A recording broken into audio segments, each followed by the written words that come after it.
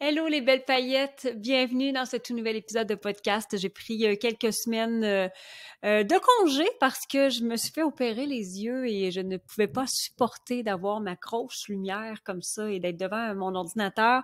Je vais beaucoup mieux et je vois maintenant presque, pas tout à fait encore, mais presque clairement après quand même, mon Dieu, presque 40 ans de myopie, hein? Je pense que je le suis depuis toute ma vie.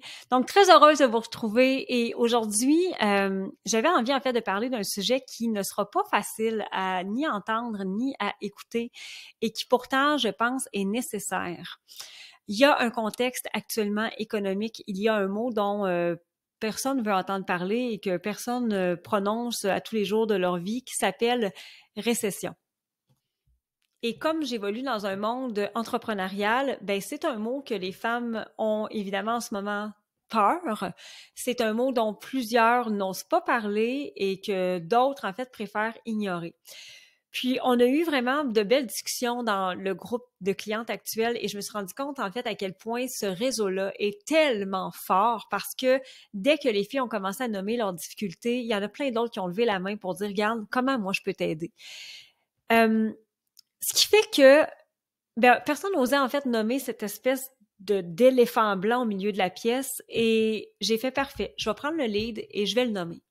Oui, il y a un contexte économique actuel qui est probablement un des contextes de notre vivant qui va être le plus difficile peut-être à surmonter. Puis je dis peut-être parce que je vais vous amener en fait plusieurs preuves aujourd'hui que ce n'est pas obligé d'être la réalité. Ça va faire partie d'une réalité, mais ce n'est pas obligé d'être la réalité. Il y a plusieurs façons, en fait, qu'on a de traverser n'importe quelle crise. Et moi, ce que je crois profondément, c'est que lorsqu'il y a une contraction, il vient ensuite une expansion. La contraction va être difficile, va être inconfortable. Il y en a qui passeront pas au travers et il y en a d'autres qui vont se renouveler, en fait, ou se réinventer dans cette période-là. Et moi, j'ai eu l'idée, parce que quand j'ai vu tout ça, j'ai fait parfait. Qu'est-ce que moi je peux faire? Bien humblement. Je suis pas à l'abri, hein, moi non plus. J'ai aucune idée de ce qui peut se passer avec mon entreprise. Puis il y a bien des jours où je préfère ne pas y penser. Il y a plusieurs soirs où je veux faire du déni complètement en me disant ça me touchera pas, mais en même temps, je ne peux pas faire ce déni-là non plus.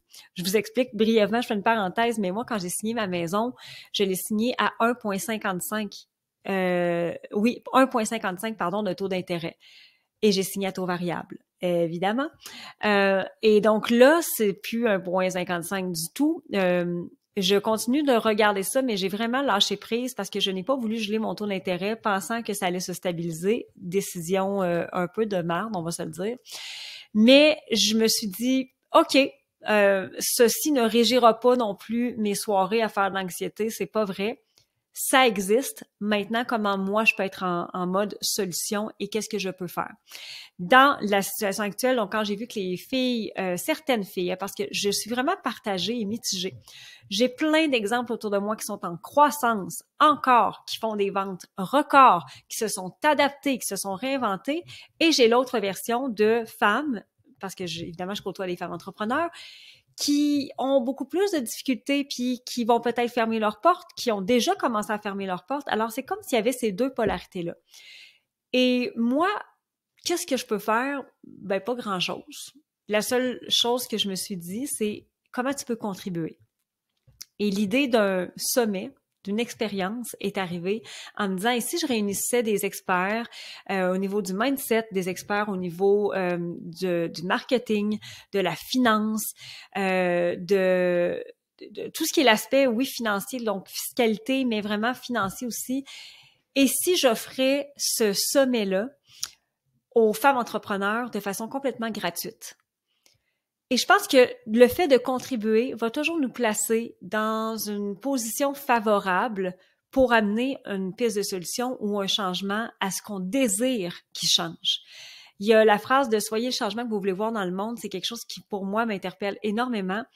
Et donc, on a décidé de transformer ce sommet-là parce que sommet, je pense qu'il est un peu galvaudé en expérience entrepreneuriale, expérience résilience, dans laquelle j'ai réuni des experts, des clientes avec qui je travaille, mais aussi des experts du milieu, des partenaires, des collaborateurs qui vont venir parler gratuitement aux femmes pour qu'on puisse ensemble trouver des solutions, qu'on puisse ensemble peut-être juste le fait d'évacuer nos peurs, de les nommer, de faire en sorte qu'on n'est pas seul.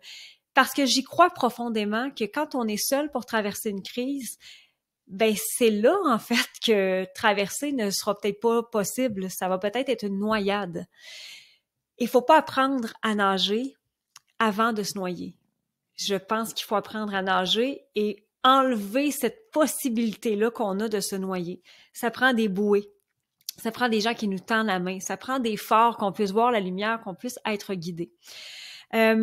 Donc, j'ai vraiment décidé de mettre à profit mon réseau, de mettre à profit mes connaissances, de mettre à profit mon énergie et mon mindset actuel parce que j'ai l'ultime conviction et j'ai espoir, en fait, qu'on peut trouver des façons de nager, même si le courant est fort, même si les tempêtes sont fortes, même si les vents sont difficiles, qu'on peut trouver une façon de se réinventer. Alors, je vous invite premièrement à cette expérience résilience-là.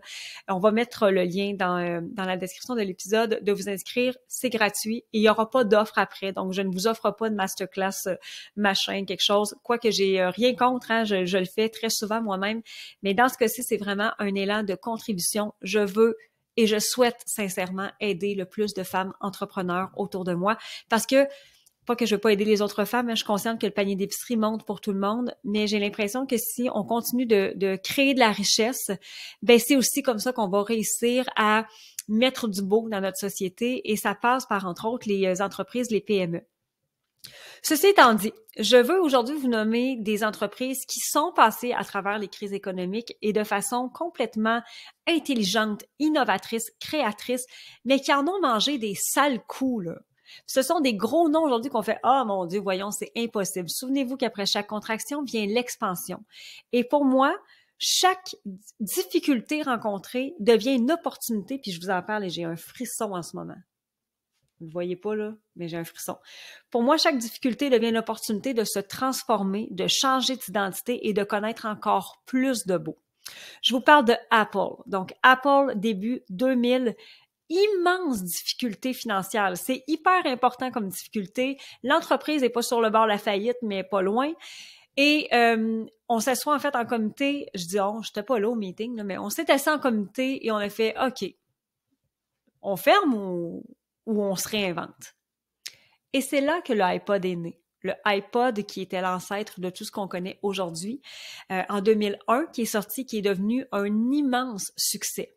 Si l'entreprise n'est pas sur le bord du gouffre, le iPod et ensuite le iPhone, qui est précieux à nos vies pour tout le monde, hein. Des fois, je trouve ça un peu triste, mais en même temps, on se comprendra bien tout le monde que c'est tellement un outil important. Ben, si c'était pas dû à une crise, d'abord et avant tout, ça n'existe pas.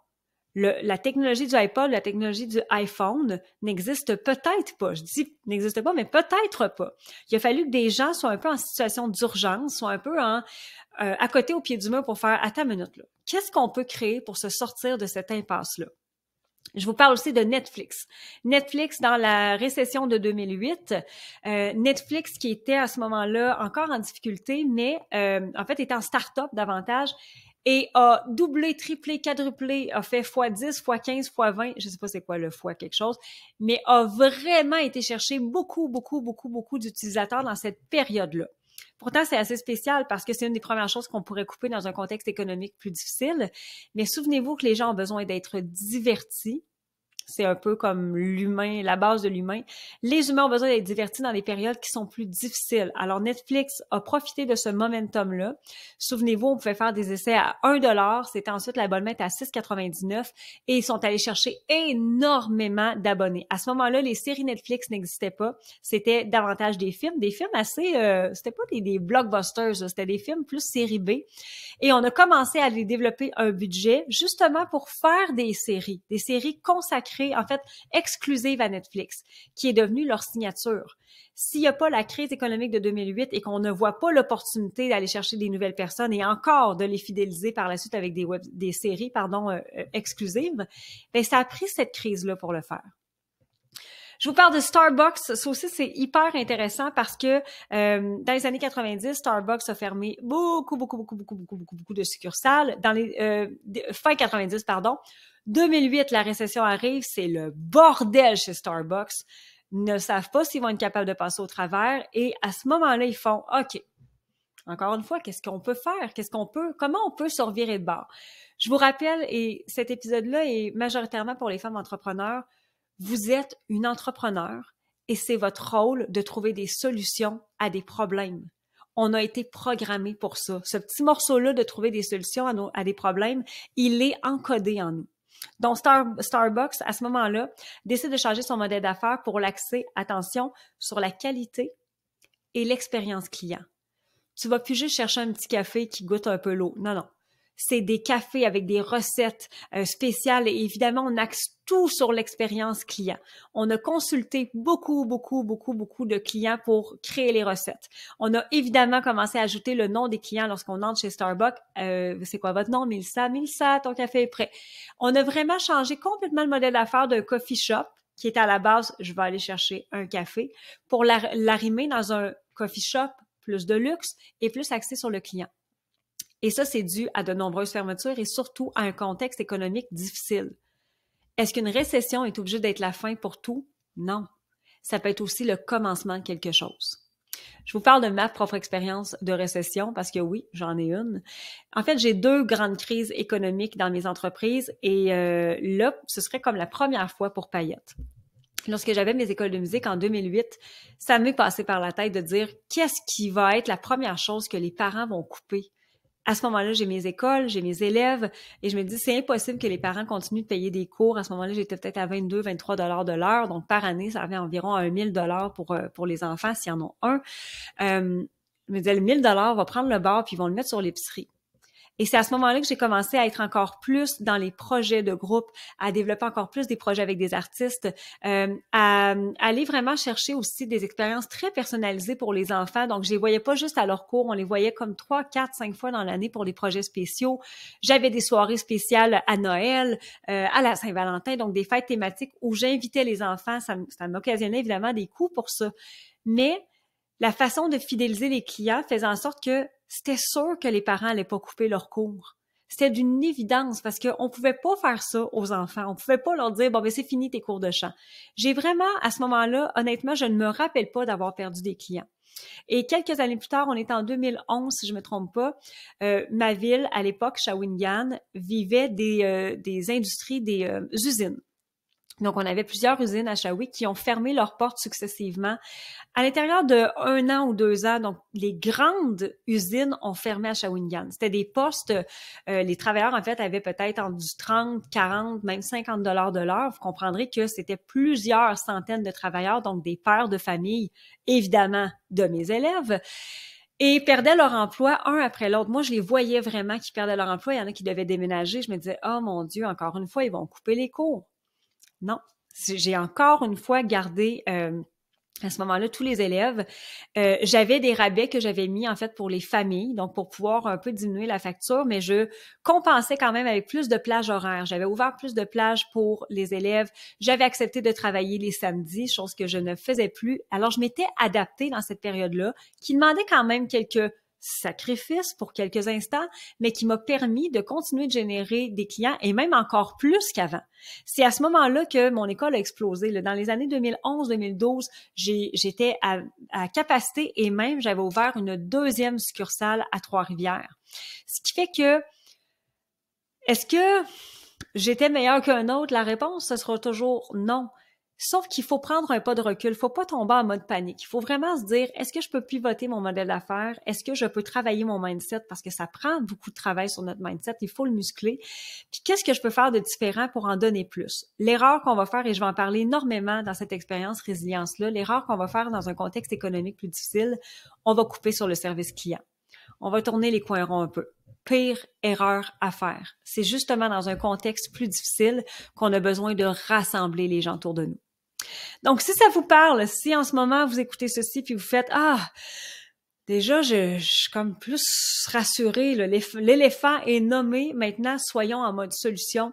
Inscrivez-vous à l'expérience résilience, je vous invite vraiment et je vous le redis et le certifie, il n'y aura pas d'offre à la toute fin, il n'y aura pas de truc à payer, c'est gratuit, je veux sincèrement contribuer, c'est vraiment ma mission, c'est vraiment ça pourquoi en fait je pense que j'existe. Oui, il y a les profits et oui, il y a le chiffre d'affaires et la croissance, mais d'un autre côté, je peux pas avoir cette voie-là et ne rien faire avec. Alors, je vous invite à découvrir les experts qui vont être avec nous, des experts dans tous les domaines. Je souhaite que ça résonne pour vous. Je souhaite que vous en parliez aussi à vos amis entrepreneurs pour qu'elles soient le plus nombreuses possible. Et rappelez-vous que c'est ensemble encore plus. Les commandes Amazon, c'est le fun, mais s'il vous plaît, commandez donc vos chandelles, vos sels d'Epsom, vos vêtements, vos produits de la peau chez des entrepreneurs que vous connaissez.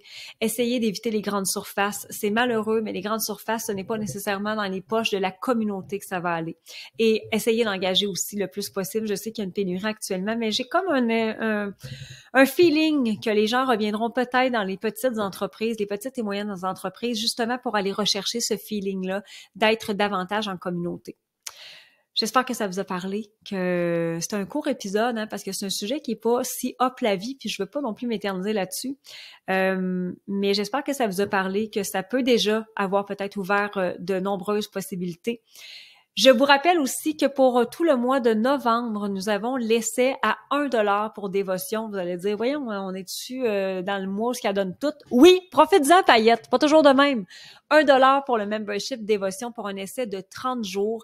Le membership dévotion, c'est vraiment un membership de développement personnel. Il n'y a pas de formation en tant que telle, c'est un message audio, en fait 2 messages audio par mois, dans lequel je vous envoie en fait ce message audio-là qui est un peu comme un petit coaching, un coaching express de 15 à 20 minutes.